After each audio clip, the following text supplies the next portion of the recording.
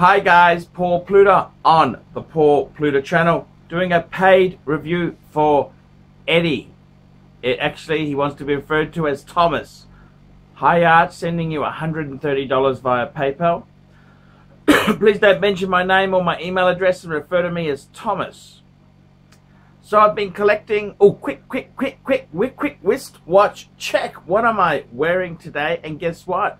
I've taken off the Milgauss, I've returned it to the safe, and I'm wearing my bluesy, the bluesy Submariner. Okay, let's jump straight in here. This is with Eddie. Eddie says here, he sent me 130 bucks, thank you. So I started collecting for only a few years, starting with an Omega Speedmaster Man on the fucking moon, and it's blossomed from there. For a time, I focused solely on Speedmasters, including the Alaska Limited Edition, Speedy Tuesday 1 and 2, and a few others. I also added the retro Seamaster 300 with the coaxial movement to the mix last year. Since then, I've reduced my collection to just 2 Omegas, as I've recently been bitten by the Rolex bug. Rolex. You are partly to blame for this. My current 4-piece combo meal collection is as follows. Number 1, Rolex GMT Master 2 116710 BL NR Batman. Rolex Submariner 16610 LV Kermit. Omega Seamaster 300, Omega Speedmaster Professional.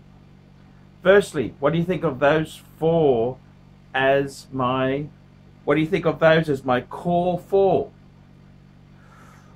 Batman, a Kermit, a Seamaster, and a Speedmaster Professional. Absolutely perfect. 2 Rolex, 2 Omega.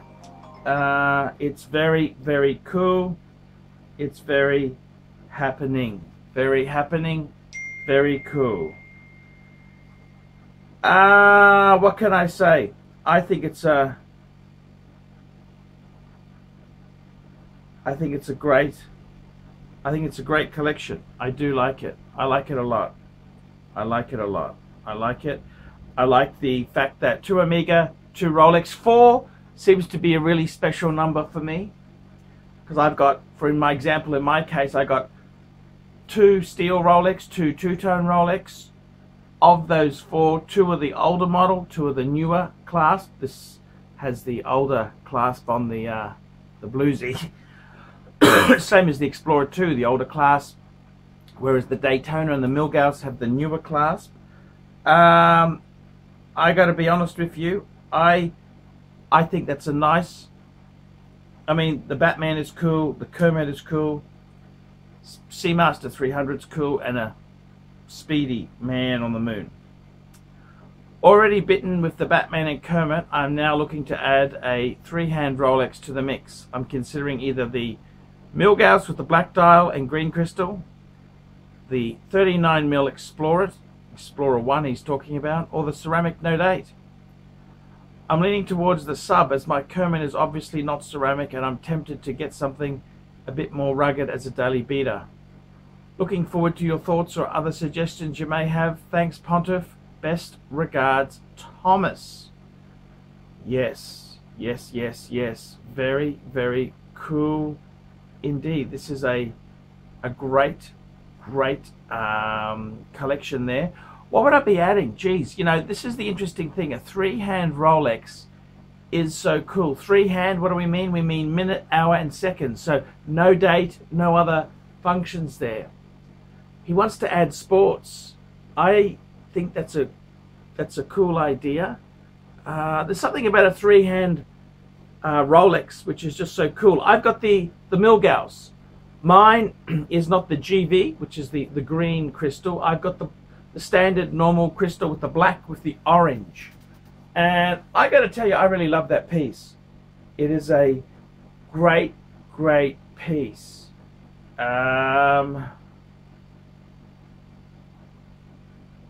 My best advice would be to I reckon Explorer 1 39mm. Fool, that's a great watch. Absolutely great watch. I love the Explorer 1. I think they got a lot of grunt to them. The Milgauss, that's another fantastic piece. I can't speak too highly about the Milgauss. I love my Milgauss to bits. Then there's the other one, which is the No Date Sub. Oh, geez, that's such a... Any of those three watches are good pieces. They're quality, cool pieces. What would I go for? I got to tell you, the ceramic No Date, it's got the improved clasp, which I think is a big step above. So my two-tone bluesy has the similar clasp as your Kermit, except mine's in two-tone. The ceramic sub No Date is a fantastic watch. It just depends. I mean, I kind of think you've already got another diver in the Omega Seamaster 300. I'd probably go Explorer or Milgauss, and the reason I say that is I think you've already got two divers. I think it's something cool about a three-hand with no other functions. And the No Date Sub is a little bit hotter. I reckon the Explorer 1 or the Milgauss. Now, which one do you go for? Personally, the green glass, I don't know. I don't know if it really tugs at my heartstrings or not. I must confess, when I got my Milgauss, I thought that was the perfect one. The black dial. I had a friend of mine who 18 months ago had asked me to sell it for him, which I was unsuccessful. I must say I was unsuccessful. But I thought that was such a cool watch, such a cool, gorgeous watch. So I got to be honest with you, it is a very tricky choice. It's tricky. It is hard. It's hard to pick which ones you want. The Explorer has got many cool things. The 369, just classic sports watch.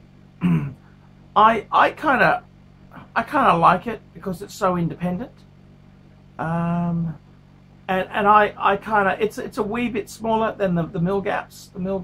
I don't think there's a bad choice. I mean, this is the thing. You look at your watches. I think a three-hand Rolex would be super cool. There is no bad choice there. You could justify any of those three pieces. Personally, if it was me, I'd probably pull the trigger on the Explorer 1. I actually want to add a 39mm Explorer 1 in the not too distant future. I like the symmetry of the dial. Interestingly enough, I found that very much when I had a 14060 No Date Sub. It reminded me a lot of the Explorer 1016 that I had. So I got a lot of enjoyment out of that. So I don't think there's a bad choice. How can you... Any of those three steel three-hand watches are perfect. They are quality pieces. And I mean, this is what you're doing. You're building a quality collection. Good pieces. These are usable. Forget this museum. You know, you want to stock mothball. I would probably stay away from the sub because I think it's going to make you put the Kermit away. And investments, that's a really shit thing to do with watches you love. So I'd tend to not do that. I used to. I'm a culprit myself. And that's also the reason I got rid of beta watches, because I didn't want to baby any of my collection. They're there for me to enjoy and use. So when you start babying thing, I kind of think that's the wrong way to go, because what I found myself doing was, then you start to say to yourself, oh, let's get a Tudor as a beta. Then you only wear the betas, and fuck, life's too short to save the good stuff. I'm not saying you mix cement with your Rolex on, but far out, you've got to enjoy your watches immensely. You've got to enjoy them, you've got to use them, you've got to have fun. That's the whole thing. It's fun. You want to have fun with these things. So yeah, that's what I'd say. I reckon that's probably the better way I'd be going. I'd be going that way. I'd be saying, fuck it, don't get a sub because you're going to baby your Kermit. Use the Kermit whenever you fucking feel like using the Kermit. That's what I'd be doing. Life's too short to make safe queens and shit like that. So enjoy your collection. Thank you for getting me to do a review. This is the Pontiff. This is Archibald Chesterfield III. Remember, guys, paid reviews, that keeps me on YouTube. I can't survive on Google Ads. Google Ads is fucked. It's really, really fucked. So I depend heavily on paid reviews. Remember, guys, $50 US for a paid review. And don't forget, like, subscribe, tell your fuckwit friends about my channel. And don't forget to put some nasty comments down below. We always love the nasties. And don't forget, guys, until next time, ciao, fuckers.